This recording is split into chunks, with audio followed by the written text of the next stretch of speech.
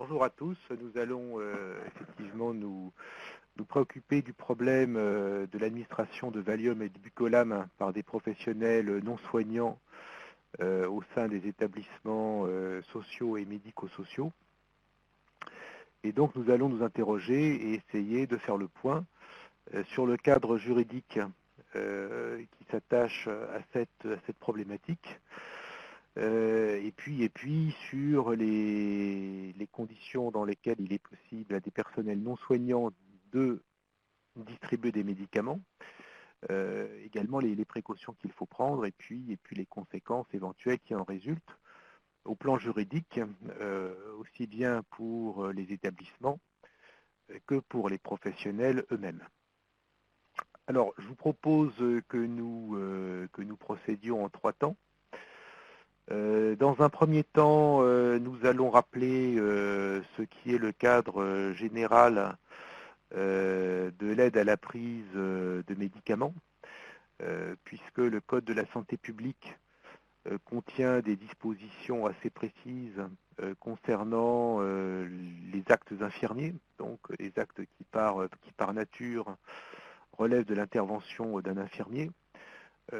Quant aux actes qui peuvent être délégués par les infirmiers à d'autres auxiliaires de santé, mais on verra qu'il s'agit d'une liste limitative qui ne répond pas pleinement, je dirais, à la problématique que vous pouvez rencontrer. On verra dans un deuxième temps qu'il existe des assouplissements qui sont propres aux établissements sociaux et médico-sociaux. Ces assouplissements permettant à des personnels qui ne sont pas des personnels auxiliaires de santé d'aider dans certaines conditions à la prise de médicaments auprès de personnes ne présentant pas l'autonomie suffisante pour prendre eux-mêmes leurs médicaments. Donc des assouplissements qui sont intéressants, mais des assouplissements qui sont encadrés. Premièrement, parce que si on s'en tient au texte de la loi, ça ne concerne que les établissements sociaux et médico-sociaux, ce qui renvoie, je dirais, juridiquement à une nomenclature et à un type d'établissement bien précis. Donc il y a des situations où on peut être confronté à la problématique, mais où on n'est pas juridiquement dans un établissement social et médico-social, donc où quelque part le problème reste entier. Et d'autre part, ces assouplissements sont quand même précisément encadrés par la loi et répondent à des conditions assez précises.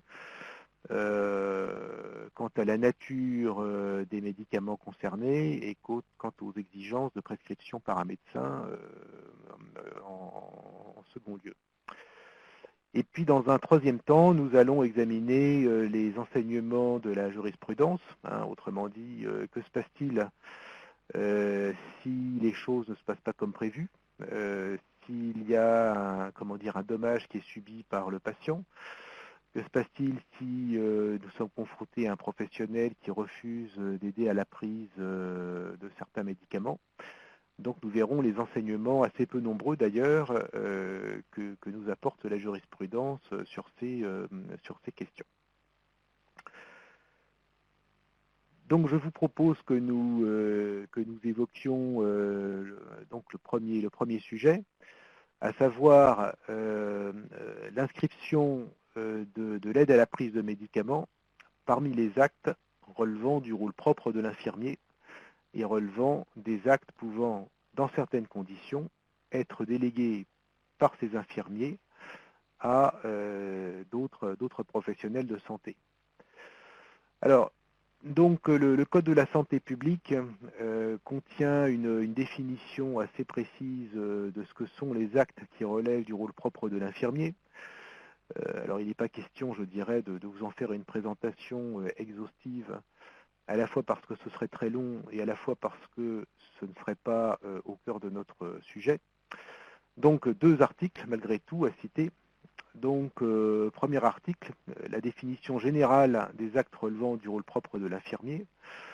Donc, sont des actes relevant du rôle propre de l'infirmier les soins liés aux fonctions d'entretien et de continuité de la vie et visant à compenser partiellement ou totalement un manque ou une diminution d'autonomie d'une personne ou d'un groupe de personnes. Dans ce cadre, l'infirmier ou l'infirmière a compétence pour prendre les initiatives et accomplir les soins qu'il juge nécessaires. Donc, définition générale de ce que sont les actes relevant du rôle propre de l'infirmier. Donc des soins liés aux fonctions d'entretien et de continuité de la vie et visant à compenser partiellement ou totalement le manque d'autonomie du patient. Voilà, donc on voit que quelque part nous nous situons d'emblée dans des problématiques qui touchent aux questions posées par les situations de handicap. Au-delà de cette définition générale, conceptuelle, pourrait-on dire, vous avez également un deuxième article, qui est le R 4311-5 du Code de la santé publique, qui énumère les actes relevant du rôle propre de l'infirmier. Donc on n'est plus dans la définition générale, on est, je dirais, dans l'énumération d'un certain nombre d'actes qui relèvent du rôle propre de l'infirmier. Là aussi, c'est une liste qui est très longue, qui n'aurait pas d'intérêt dans le cadre du sujet qui nous est proposé. Mais vous avez cependant 4 items qui procèdent de notre problématique. Premièrement, l'aide à la prise des médicaments présentés sous forme non injectable. On le verra tout à l'heure, manifestement, le Valium et le Bucolam relèvent de cet alinéa, puisqu'il ne s'agit pas de médicaments administrés sous forme injectable. Deuxième item, la vérification de leur prise. Et puis troisième item, qui est un petit peu plus lointain de notre sujet, mais qui peut s'y rapporter malgré tout, la surveillance de leurs effets et l'éducation du patient. Mais ce qu'il faut bien retenir à ce stade, c'est que l'aide à la prise de médicaments, même présentée sous forme non injectable, donc même s'il n'est pas question, je dirais, de piqûres, d'injections sous-cutanées, même l'aide à la prise des médicaments présentés sous forme non injectable, cela fait partie des actes qui relèvent du rôle propre de l'infirmier. Alors, les infirmiers et infirmières, bien évidemment, n'ont pas le don d'ubiquité, et donc le Code de la santé publique a prévu la possibilité de délégation des actes relevant du rôle propre de l'infirmier à des auxiliaires de santé qui eux-mêmes n'ont pas la qualité d'infirmier. Donc, que nous dit cet article R 4311-4 du Code de la santé publique? Lorsque les actes dispensés relevant de son rôle propre sont dispensés dans un établissement ou un service à caractère sanitaire, social ou médico-social, l'infirmier ou l'infirmière peut, sous sa responsabilité, les assurer avec la collaboration d'aides-soignants, d'auxiliaires de puériculture ou d'aides médico-psychologiques qui l'encadrent et dans la limite de la qualification reconnue à ces derniers du fait de leur formation. Donc, vous avez la possibilité pour les infirmiers, et sous leur propre responsabilité, de confier l'exécution d'actes relevant du rôle propre de l'infirmier à certaines catégories d'auxiliaires de soins, qui sont les aides-soignants, les auxiliaires de puériculture ou les aides médico-psychologiques, dès lors que nous nous situons notamment dans un établissement social ou médico-social. Donc, que peut-on conclure de l'examen de cette première catégorie de textes? C'est que la question de l'aide à la prise de médicaments, je dirais, elle est déjà assez précisément résolue par les textes à caractère général du Code de la santé publique, dès lors que nous nous trouvons dans un établissement social ou médico-social, mais dès lors, et c'est la limite de ces textes, que ces établissements et services sont dotés, je dirais, d'un minimum de médicalisation.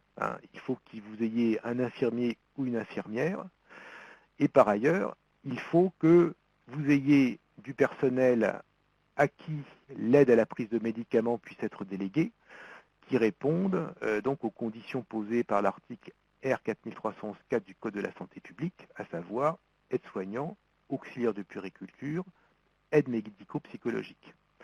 Et si on s'en tient uniquement à ces textes, l'infirmier ne peut pas déléguer l'aide à la prise de médicaments à des personnels qui ne sont ni aides-soignants, ni auxiliaires de puériculture, ni aides médico-psychologiques.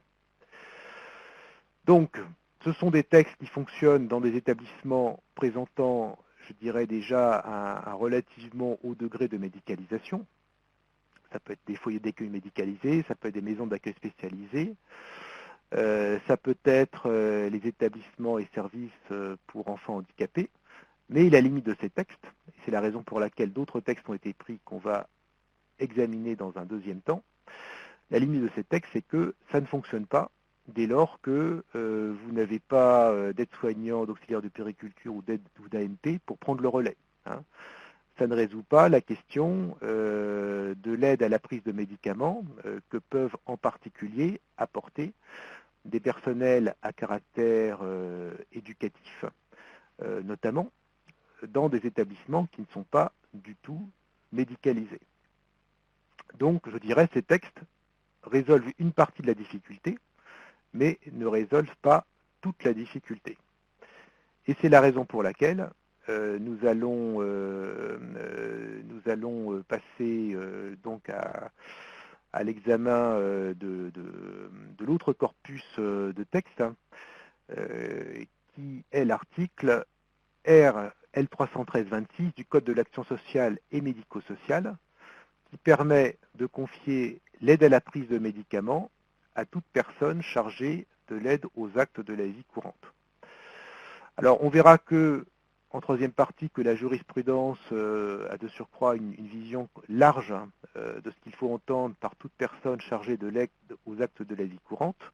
Mais en tout cas, ce qui est important de signaler, c'est que ça permet de sortir de la délégation donc aux trois catégories de personnel que j'évoquais tout à l'heure, à savoir les auxiliaires de puériculture, les aides-soignants et puis les AMP. Hein, donc un personnel éducatif, un personnel d'entretien même, ce qui montre que la jurisprudence a une vision large des personnels concernés par cet élargissement, sont des personnels qui peuvent être amenés à aider à la prise de médicaments.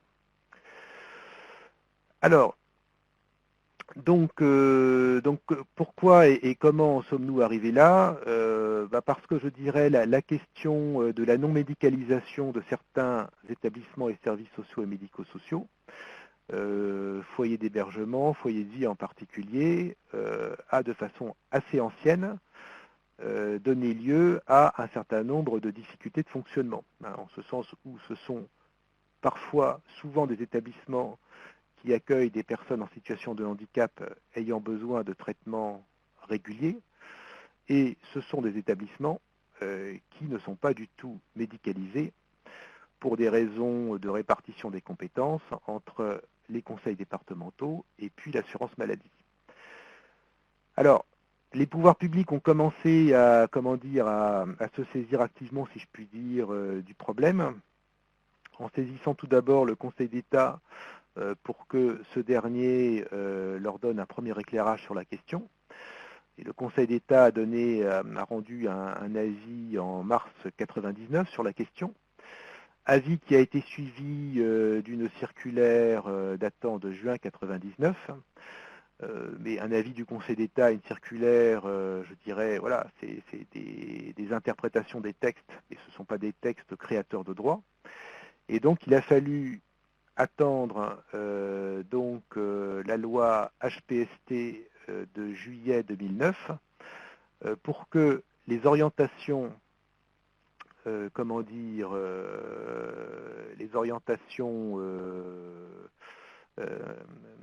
énoncées dans l'avis du Conseil d'État et dans la circulaire de 1999 soient traduits juridiquement dans le Code de l'action sociale et des familles. Hein. Mais l'article L313-26, il ne fait que reprendre, que préciser des choses, des orientations qui figuraient déjà dans les textes antérieurs.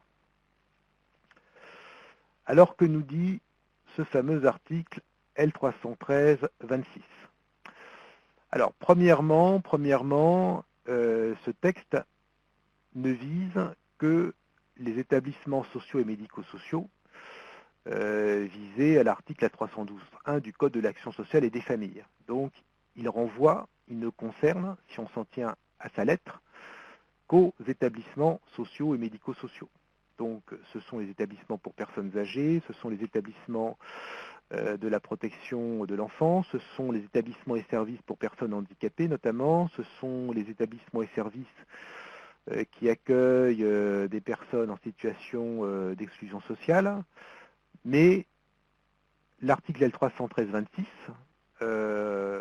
par ce renvoi à l'article L312.1 du Code de l'action sociale et des familles, il laisse de côté des structures, on va dire, collectives, où vous pouvez avoir des personnes qui ont besoin de recevoir régulièrement des médicaments, mais qui, juridiquement, ne sont pas considérés comme étant des établissements médico-sociaux.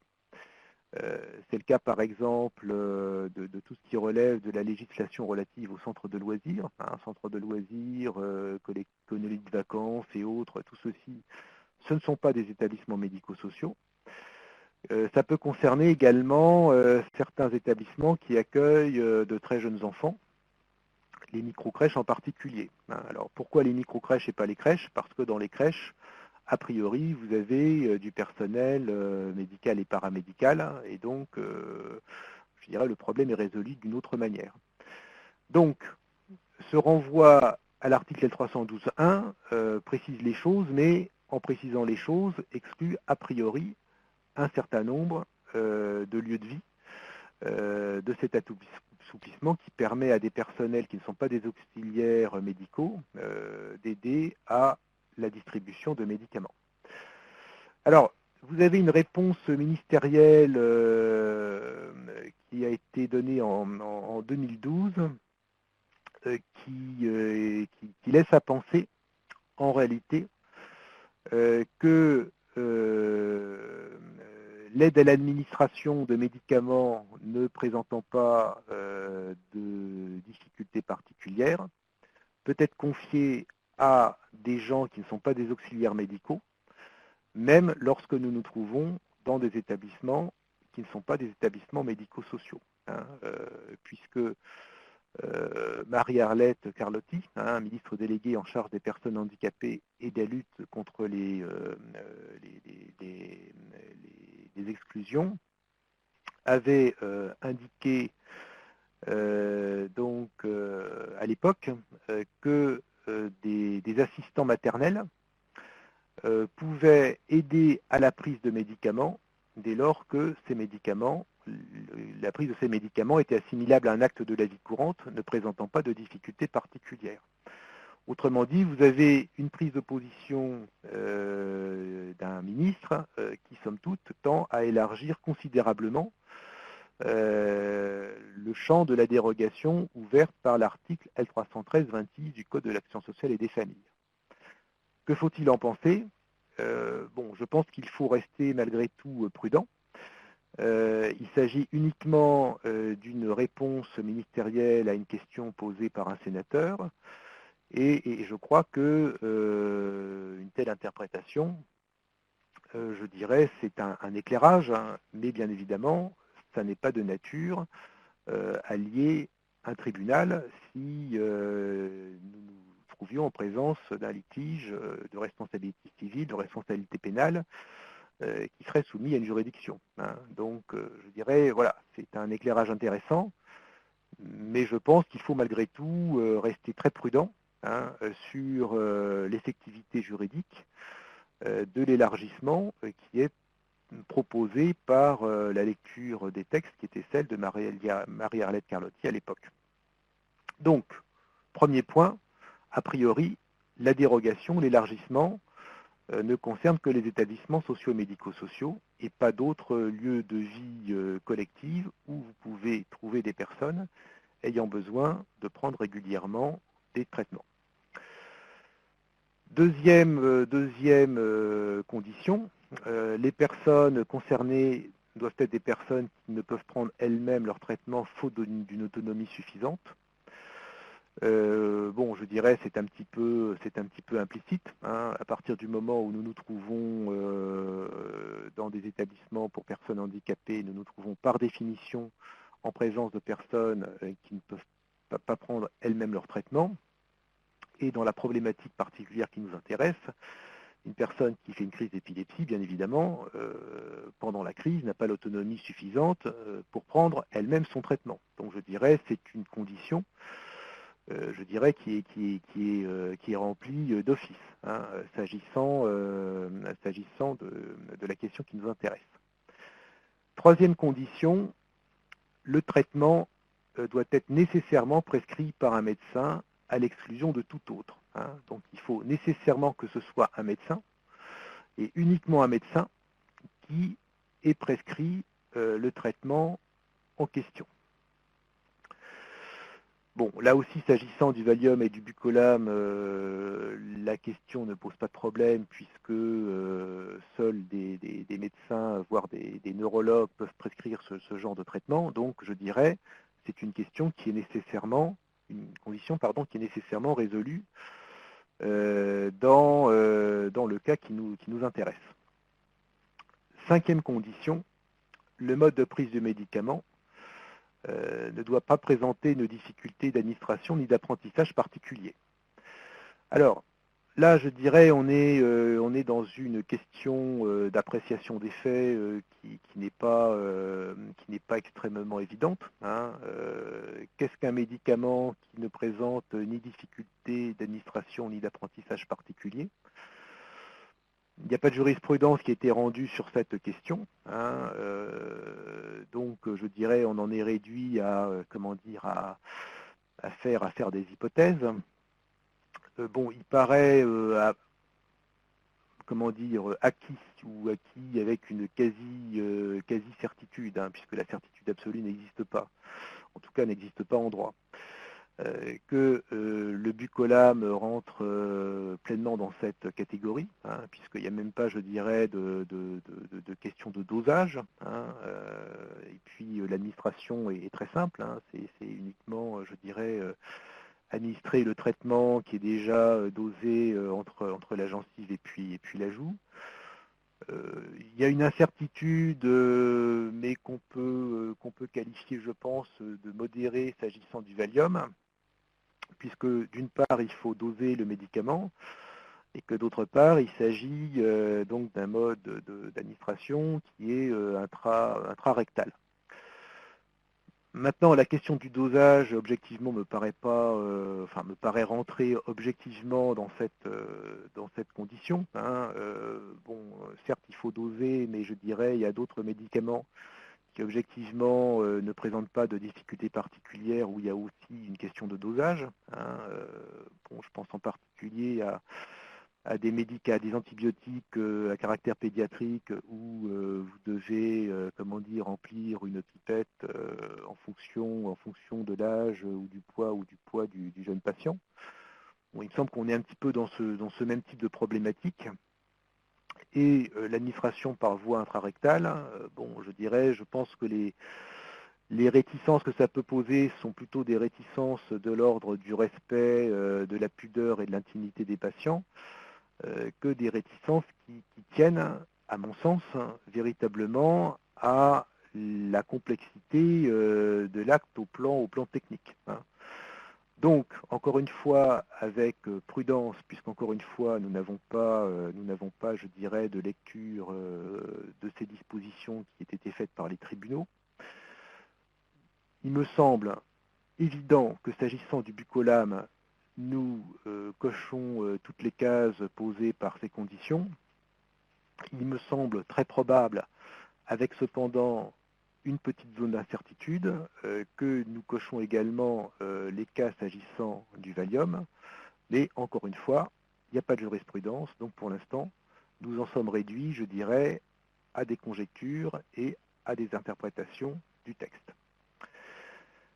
Dernière condition, enfin, il faut que le libellé de la prescription indique s'il s'agit ou non d'un acte de la vie courante.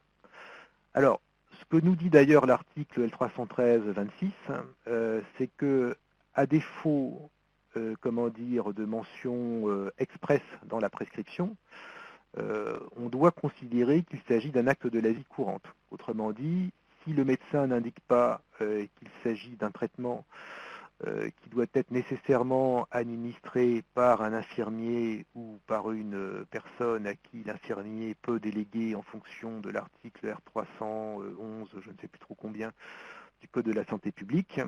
Donc si la prescription n'indique pas qu'il s'agit d'un acte qui relève du rôle propre de l'infirmier, on doit, par défaut, conclure qu'il s'agit d'un acte de la vie courante. Donc autrement dit, dans le silence de la prescription, on doit considérer qu'il s'agit d'un acte de la vie courante. Alors, il s'agit de sujets qui sont compliqués, il s'agit de sujets qui peuvent donner lieu à des inquiétudes, à des interrogations, bon, par ailleurs légitimes, de la part des professionnels qui sont confrontés à ce genre de situation.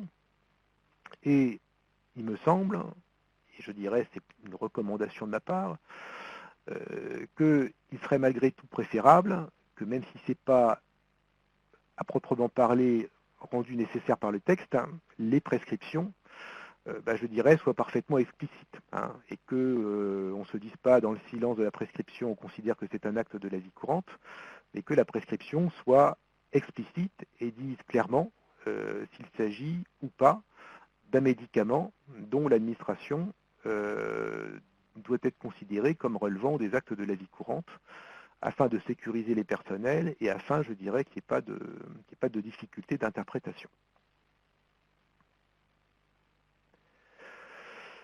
Alors, troisième temps de cette présentation, donc les enseignements de la jurisprudence. Alors, un constat qui peut paraître frustrant, mais qui en soi est déjà porteur, je dirais, d'enseignement. Il y a très peu de jurisprudence qui ait été rendue sur l'interprétation de l'article L313-26 du Code de l'action sociale et des familles, donc la possibilité pour des personnels qui ne sont pas des personnels soignants d'aider à la prise de médicaments, mais ce qui en soi est déjà une indication, c'est-à-dire que s'il n'y a pas de jurisprudence, ça veut dire qu'en réalité, c'est un sujet qui ne produit pas de contentieux, en tout cas en matière de responsabilité civile ou en matière de responsabilité pénale. Donc voilà, donc c'est frustrant parce que du coup, on n'a pas, je dirais, d'interprétation de ce texte qui ait été faite par des juridictions statuant sur des problématiques de responsabilité civile ou de responsabilité pénale. Donc quelque part, je dirais, nous continuons de vivre dans l'incertitude avec nos propres interprétations sans savoir si ces interprétations sont celles de l'institution judiciaire. Ça, c'est le côté frustrant de la chose. Le côté rassurant, c'est que s'il n'y a pas de jurisprudence, c'est qu'il n'y a pas de litige, c'est qu'a priori, c'est un sujet qui en réalité n'est pas un sujet exposant, autant qu'on peut le craindre ou le redouter, à un risque juridique particulier. Voilà, donc manque de jurisprudence, silence des tribunaux sur la question, qui, je dirais, qui en tant que tel est déjà un peu significatif de quelque chose. Nous avons de la jurisprudence, par contre, qui a été rendue en matière sociale. Puisque, de façon assez régulière, il existe des personnels qui refusent de participer à tout acte, je dirais, visant à aider les gens à prendre leurs médicaments. Donc des personnels qui refusent, je dirais, d'une manière ou d'une autre, d'être mêlés à toute prise de traitement, même s'il s'agit, au vu, je dirais, des textes qu'on vient d'évoquer, d'actes de la vie courante et pas d'actes qui relèvent de façon irréductible, si je puis dire, de l'intervention d'un professionnel de santé. Alors là, par contre, la jurisprudence s'est prononcée.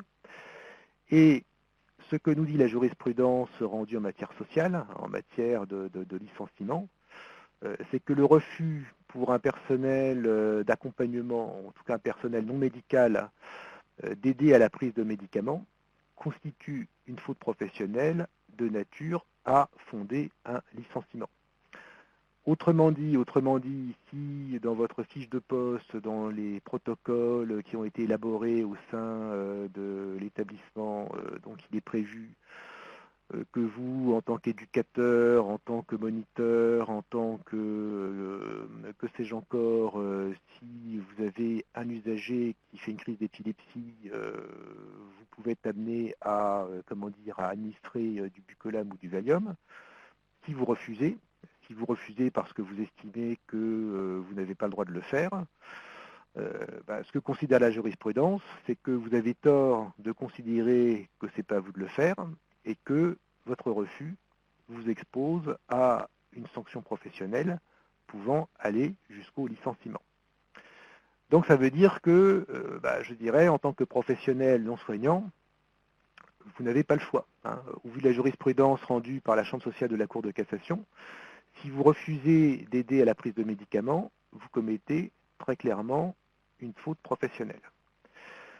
Alors ce qu'il faut enfin noter, c'est que la Cour de cassation, dans l'affaire qui est citée ici, a de surcroît une conception large des personnes chargées de l'aide aux actes de la vie courante, puisque, en l'occurrence, le personnel qui était concerné par cette affaire, c'était un agent d'entretien. Donc les faits de l'espèce étaient les suivants. Donc il s'agissait d'un agent d'entretien qui travaillait dans un EHPAD, si ma mémoire est bonne, qui au moment des repas pris, je dirais, dans la salle de restauration, distribuait des piluliers, enfin des médicaments placés dans un pilulier donc aux résidents.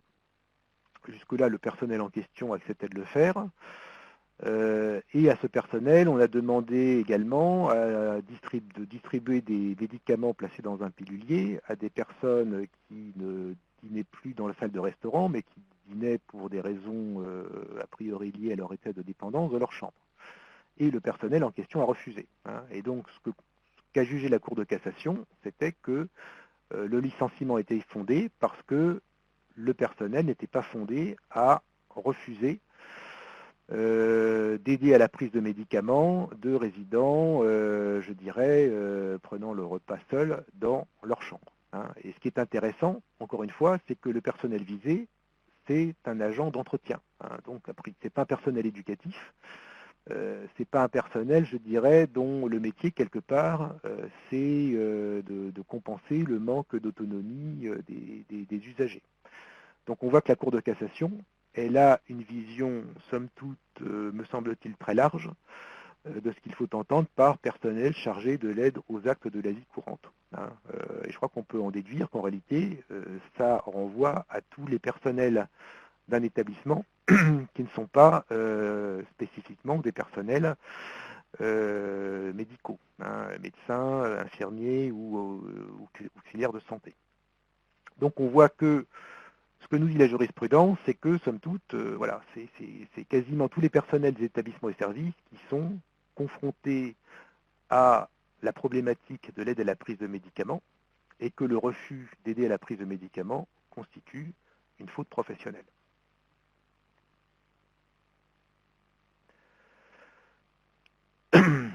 Donc, conclusion avant de répondre à vos questions qui me sont parvenues.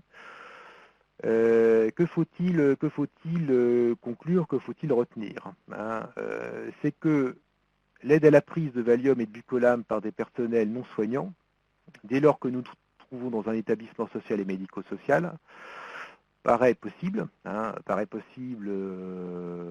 dirais sous réserve d'une confirmation qui nous sera donnée peut-être un jour par les tribunaux, dès lors que nous nous trouvons dans les conditions posées par l'article L313-26, c'est-à-dire que le traitement doit être prescrit par un médecin, c'est-à-dire que la prescription doit indiquer qu'il s'agit d'un acte qui procède de l'aide à l'accomplissement d'un acte de la vie courante, et d'autre part, qu'il est établi que le mode d'administration ne présente pas de difficultés et n'exige pas d'apprentissage, ce qui, encore une fois, me paraît évident s'agissant du buccolame et ce qui me paraît extrêmement probable s'agissant du Valium.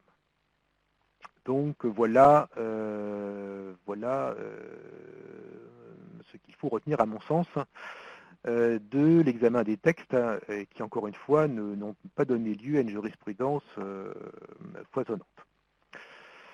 Alors, donc, nous avons un certain nombre de questions qui nous sont parvenues. Alors, donc, il y a un certain nombre de questions qui concernent les professionnels non médicaux pouvant être amenés à aider à la prise de médicaments. Hein. Donc, il y a une question, bonjour, quid des moniteurs éducateurs? Il y a une question qui porte sur la question de savoir si on peut confier une telle tâche à un personnel éducatif.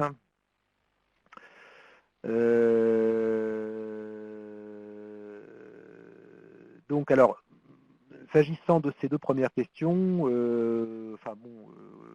je dirais pour moi la réponse est très claire. Hein. Je dirais des moniteurs éducateurs ou des professionnels éducatifs sont tout à fait concernés par l'article L313-26 et il s'agit à l'évidence de professionnels qui peuvent être amenés à aider à la prise de médicaments si la prise de médicaments constitue un acte de la vie courante. Hein, ce qui, encore une fois, me paraît assez probable, très probable s'agissant du Valium et établi s'agissant du buccolame.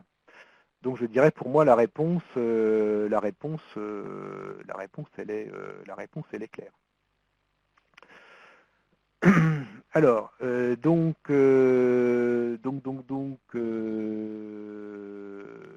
alors, nous avons après une question qui porte sur les délégations donc, qui doivent être faites par les infirmières. Hein, les infirmières diplômées d'État doivent-ils être présents pour que la délégation soit effective? Nous avons deux questions qui portent sur cette question.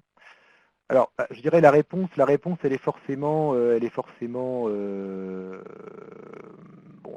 pas, comment dire.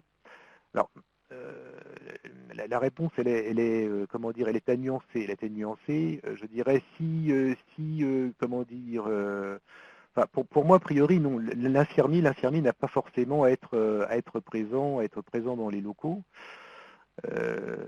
Sachant que, encore une fois, ce dont il s'agit, c'est de l'aide à la prise de médicaments qui constituent des actes de la vie courante. Hein. Et par ailleurs, l'article 313-26, c'est un article qui, en tant que tel, ne prévoit pas l'intervention d'infirmiers entre la prescription qui est faite par le médecin et puis l'intervention des personnels non éducatifs, des personnels non médicaux. Hein. Ce que nous dit l'article L313-26, c'est qu'il faut que la prescription médicale indique clairement s'il s'agit d'un acte qui relève ou non du rôle propre de l'infirmier. Et si c'est un acte qui nécessite l'intervention d'un personnel de santé, et si ce n'est pas le cas, encore une fois, l'article L313-26 permet à des personnels qui ne sont pas des personnels de santé d'aider à la prise de médicaments. Donc ça veut dire que l'article L313-26, c'est, à mon sens, et selon ma lecture, un article dont la mise en œuvre ne nécessite pas l'intervention d'un infirmier entre la prescription médicale et puis la prise par le patient. Hein. Par contre, ce qui est très clair, c'est qu'il faut que la prescription, elle émane bien d'un médecin et uniquement d'un médecin. Alors, nous avons une question qui porte sur les micro-crèches. Bonjour, comment fait-on en micro-crèche ou halte-garderie sans personnel soignant? Alors, les micro-crèches et les haltes-garderies, je dirais, c'est tout à fait le cadre de la réponse qui a été apportée par Marie-Arlette Carlotti. C'est-à-dire qu'une micro-crèche ou une halte-garderie, ce n'est pas un établissement médico-social. Donc, si on s'en tient uniquement aux dispositions du Code de la santé publique, dans une micro-crèche ou dans une halte-garderie, il peut a priori pas y avoir de distribution de médicaments. Si vous n'avez pas un infirmier ou une infirmière pour organiser la chose, et si vous n'avez pas des délégataires qui sont auxiliaires de puériculture, aide médico-psychologique ou aide-soignant. Ce que nous dit Marie-Arlette Carlotti dans la réponse que j'ai citée tout à l'heure, c'était que, de façon générale, dès lors qu'on était en présence d'un médicament dont la prise constituait un acte de la vie courante parce que ne présentant pas de difficultés particulières, y compris des assistants maternels, pouvaient y procéder.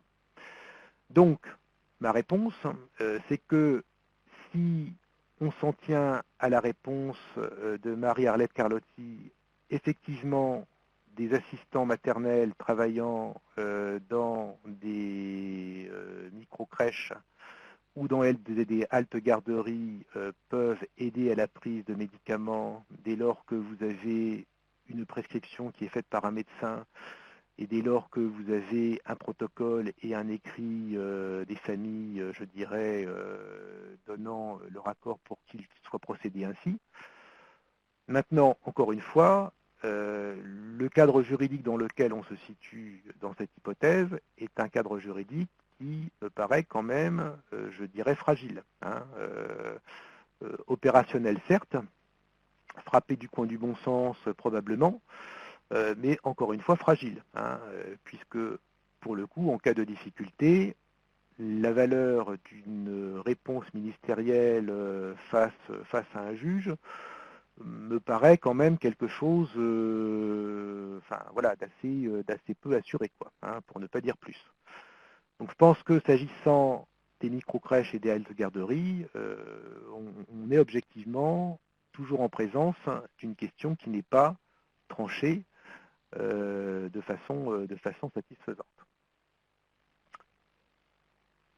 Alors, donc nous avons une question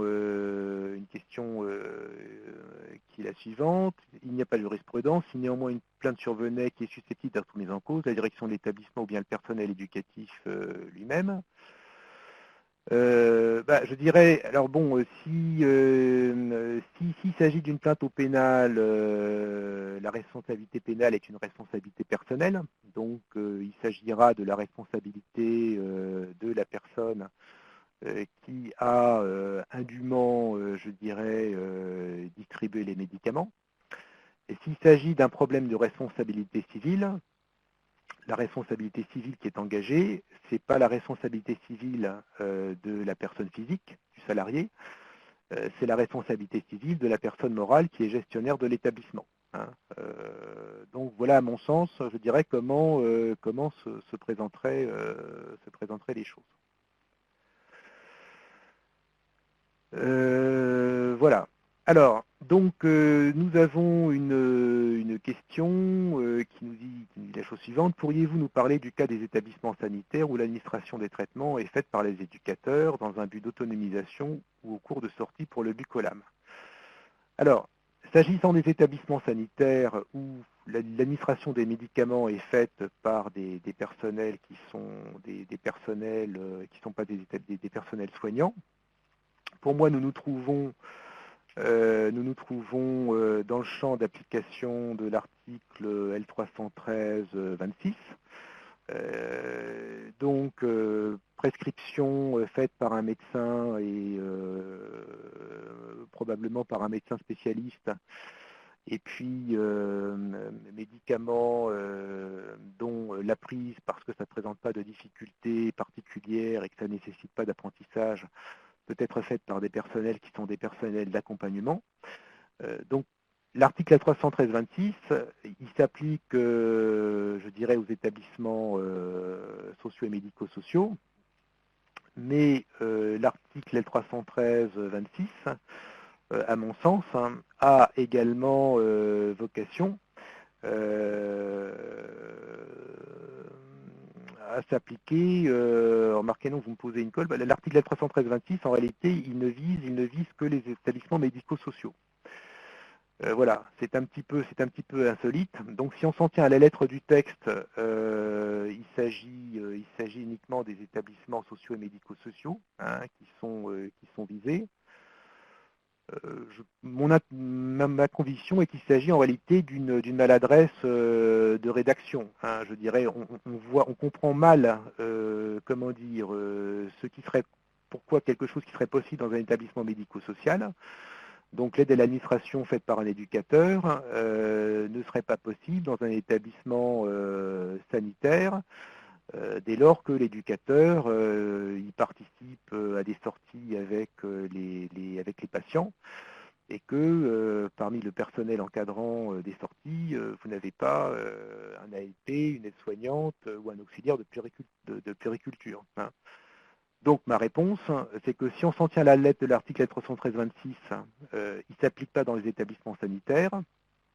Maintenant, je dirais le bon sens me semble malgré tout de considérer que dès lors qu'on remplit bien toutes les conditions, dès lors que vous avez une prescription qui est faite par un médecin, enfin, il me semblerait tout à fait absurde qu'on ne puisse pas malgré tout en faire application. Mais je reconnais que on est en présence, je pense, d'une maladresse de rédaction. Je pense que le rédacteur de l'article L313-26 a été totalement focalisé par les problèmes posés par les établissements sociaux et médico-sociaux et n'a pas pensé qu'une telle disposition pouvait avoir utilité également dans le secteur sanitaire. Voilà. Mais l'article L313-26, malheureusement, ne vise pas les établissements sanitaires. Il ne vise que les établissements sociaux et médico-sociaux. Voilà. Donc si on a une vision littérale du texte, ma réponse est non, on ne peut pas en faire usage. Si on a une interprétation téléologique du texte, comme on dit en termes savants, autrement dit, si on l'interprète au vu de la finalité poursuivie, il me semble clair qu'on peut l'extrapoler et le transposer dans le secteur sanitaire. Mais la rédaction du texte n'est pas claire et n'est pas satisfaisante de ce point de vue-là. Alors, nous avons une question concernant voilà. Alors Agnès, une personne, pardon, qui nous pose la question suivante. Pour le Valium, c'est beaucoup plus compliqué. Peut-on obliger un enseignant à faire une administration intrarectale chez un élève en élémentaire? Alors oui, c'est compliqué. Comment dire, c'est compliqué, mais encore une fois, si vous voulez, alors bon, déjà la question posée vise les enseignants et les élèves qui sont en situation, comment dire, d'insertion scolaire, donc dans une école élémentaire. Alors L313-26, encore une fois, il vise les établissements sociaux et médico-sociaux. Il vise les établissements sociaux et médico-sociaux. Je ne pense pas qu'il s'applique, je dirais, à des enseignants qui accueillent des élèves qui souffriraient d'épilepsie. L313-26, pour moi, très clairement, c'est un autre... enfin, il ne peut pas intervenir dans ce cadre-là. Voilà. Donc la question, peut-on obliger un enseignant à faire une administration intrarectale chez un élève en élémentaire? Je dirais on peut pas l'obliger. Après, si vous voulez, Vous avez comment dire, à peser deux intérêts et deux intérêts dont il faut peser les poids respectifs. Bon, vous êtes enseignant, vous ne tombez pas sous le coup, je dirais, de l'article L313-26 qui vous oblige à intervenir, puisqu'on n'est pas dans un établissement social et médico-social. Vous avez, je dirais, un élève qui fait une crise d'épilepsie. Vous avez, je dirais, vous savez où se trouvent les médicaments nécessaires. Si vous n'intervenez pas, je dirais, à mon sens, on se trouve assez clairement dans une problématique qui est peut-être une problématique de non-assistance à personne en danger. Hein, voilà. Mais encore une fois, si vous devez, comment dire, peser deux intérêts, le premier intérêt, c'est d'agir dans le respect des règles du Code de la santé publique afférentes à l'administration de médicaments, et puis l'autre intérêt, l'autre impératif, c'est de mettre fin à une crise d'épilepsie qui est une situation d'urgence médicale. Je pense très clairement qu'il faut privilégier le deuxième impératif. Hein. Mais, encore une fois, la situation qui est décrite ici n'est pas la situation régie et visée par les dispositions qui nous intéressent aujourd'hui.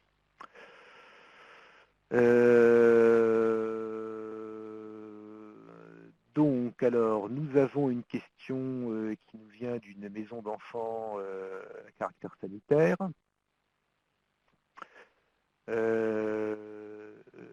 Donc, nous sommes une maison d'enfants à caractère sanitaire, donc non soumis au Code de l'action sociale et des familles. Or, notre fonctionnement est très similaire à celui d'un IME, avec distribution largement assurée par les éducateurs.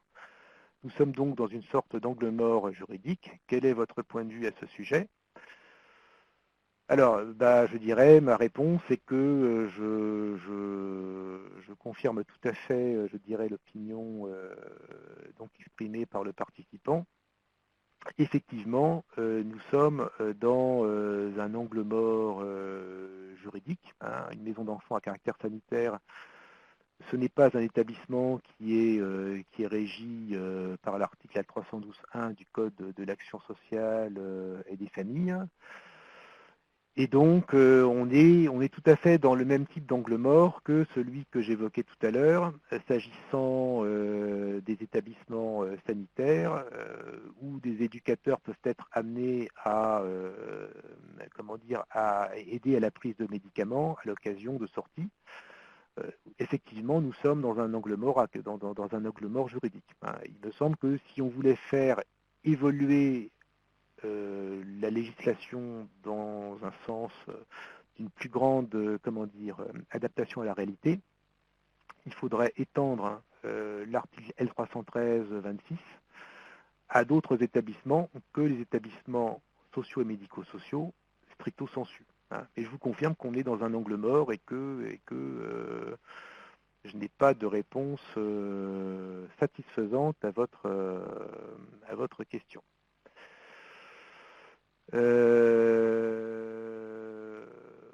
Alors, donc une question qui est la suivante. La règle s'applique-t-elle au personnel de nuit ? Oui, ma réponse est oui, sans hésitation. Hein.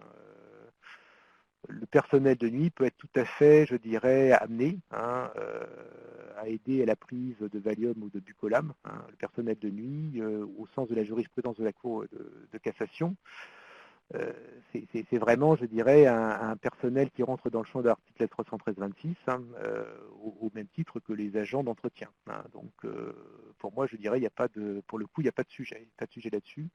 Le personnel de nuit est bien soumis à ces dispositions.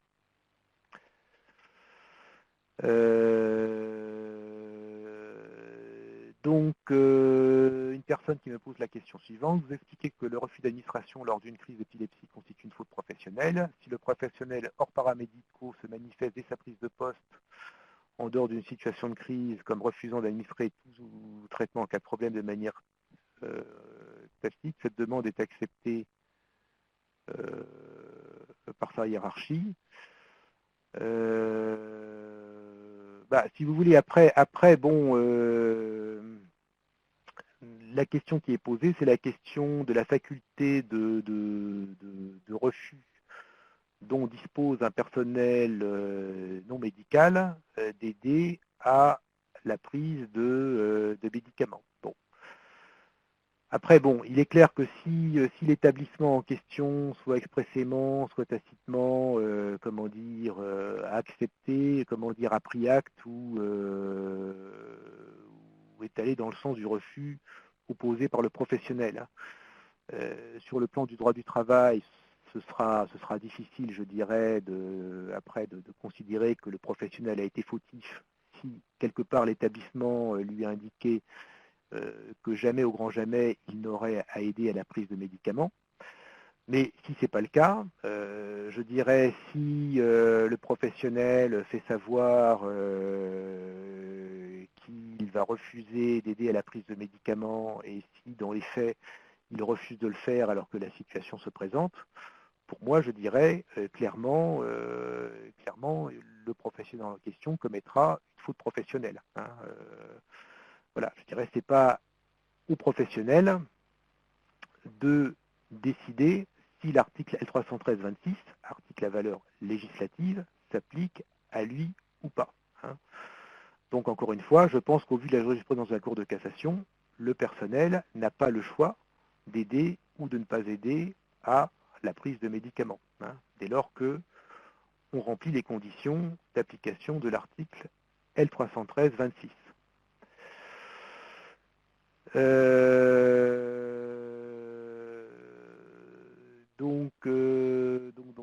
Alors il y avait encore beaucoup d'autres questions. Donc, ah oui, la responsabilité de l'infirmière en cas de sortie à l'extérieur sans protocole fourni au personnel accompagnant.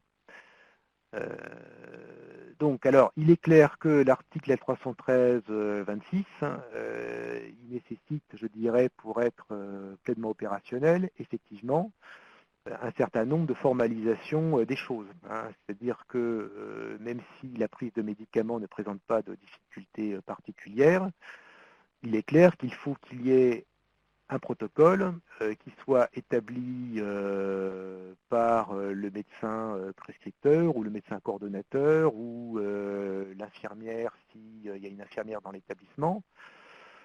Mais il me semble absolument évident que d'un point de vue pratique, le personnel non médical qui peut être amené à aider à la prise de médicaments ne doit pas être lâché dans la nature et qu'il faut effectivement formaliser et protocoliser les choses. Hein. Sinon, je dirais, ça poserait clairement, à mon sens, un problème, je dirais, de fonctionnement ou de dysfonctionnement de l'établissement. Et de surcroît, ça créerait, à mon sens, une zone de risque importante pour l'établissement et pour les patients, considérés. Voilà, je me tourne, il est 13h, je me tourne vers notre administratrice. Hein, Merci, maître. Je m'en remets à sa sagesse pour savoir si je peux encore prendre une ou deux questions. Alors, donc, j'ai le droit de prendre encore une ou deux questions. Alors, le choix est terrible parce qu'il y en a plus de deux en fait. Hein, donc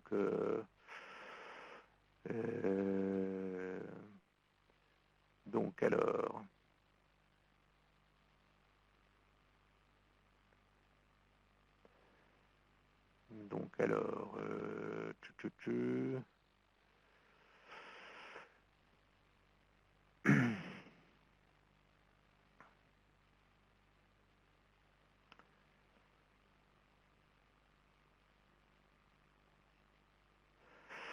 Alors,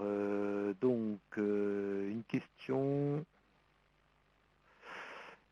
Lors de la survenue d'une crise, est-il souhaitable que l'agent non soignant fasse confirmer l'indication de traitement de la crise par le centre 15 ou tout autre médecin par téléphone? Je dirais oui, c'est toujours une bonne précaution. Après Après, bon, je dirais, a priori, ce type de situation dans un établissement qui a l'habitude d'accueillir des personnes souffrant d'épilepsie, je pense que normalement, ce genre de situation doit cependant pouvoir être anticipé. Après, bon, effectivement, bon, si vraiment le personnel est pris au dépourvu, il peut toujours se faire confirmer, je dirais, l'adéquation de l'acte qu'il s'apprête de faire par un médecin du SAMU. Mais bon, je dirais l'idéal, c'est malgré tout que les choses soient suffisamment anticipées, protocolisées, pour éviter de se retrouver dans ce genre de situation où on peut perdre des minutes qui peuvent être précieuses pour la personne qui est en train de faire une crise. Voilà, bah, écoutez, les autres questions ont disparu, donc voilà, j'en déduis que mon crédit de parole est épuisé et je vous remercie pour votre attention. Merci Maître en tout cas pour vos apports et préconisations juridiques. Vous avez été nombreux à poser vos questions. Maître Cogbert, au regard du temps imparti, vous le comprendrez, ne peut pas répondre à l'ensemble de vos questions. Nous essayerons dans la mesure du possible de vous faire un retour et espérons que ceux qui ont été faits vous apportent quelques éclairages supplémentaires. Vous étiez nombreux à nous suivre aujourd'hui, une soixantaine environ. Nous vous remercions donc vivement pour votre participation et nous laissons la salle active quelques instants. Alors voilà, vous pourrez retrouver la présentation du webinaire d'aujourd'hui et sur l'autre fichier des informations complémentaires à propos de la communauté de pratique épilepsie handicap. Et puis nous vous remercions également de prendre quelques instants pour répondre au mini-questionnaire en cliquant sur le lien bleu en bas à droite de votre écran pour nous faire part de vos impressions et également des sujets que vous souhaiterez voir abordés dans de prochains webinaires. Donc, dernière précision technique, une fois que vous aurez cliqué sur les fichiers à télécharger et le questionnaire de satisfaction, ils s'ouvriront sur votre navigateur web, à savoir Mozilla, Google Chrome ou Internet Explorer selon lequel vous utilisez, et non pas sur cette salle. Donc, nous laissons tous ces éléments actifs pendant quelques instants et puis nous vous remercions encore une fois de votre participation. Excellente journée à vous et à bientôt pour un prochain webinaire.